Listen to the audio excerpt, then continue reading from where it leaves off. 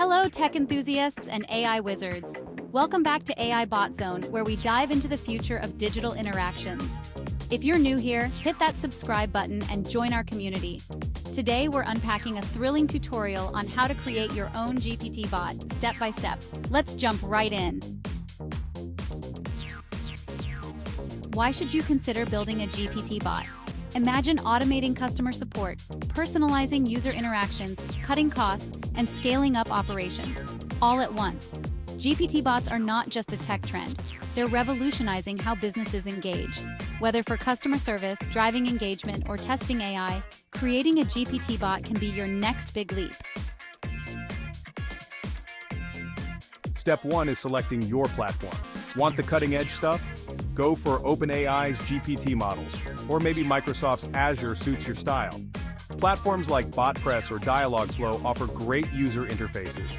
We'll use OpenAI's GPT API for this guide, ideal for those looking to customize deeply. Next up, setting up your environment. If you're a coder, Python and the OpenAI library are your best friends. Not a coder? No problem. Tools like BotPress let you drag and drop your way to a functioning bot without writing a single line of code. Now, let's craft your bot's personality. Define its purpose, set the tone, professional, friendly, humorous, and prepare fallback responses for those tricky questions it might not understand yet. This customization is crucial for making your bot relatable and effective. Step 4 is all about building and training. Start with simple prompts and use fine-tuning to teach your bot the specifics of your business. Ensure it understands common queries and can handle both straightforward and complex conversations. Don't rush to deploy. Test your bot thoroughly. Role-play different conversations, check how it handles slang or off-topic queries, and make sure the user experience is smooth and intuitive. Ready for the big time? Deploy your bot. Whether it's through your website, customer service system, or social media platforms, get your bot out there and start interacting with real users.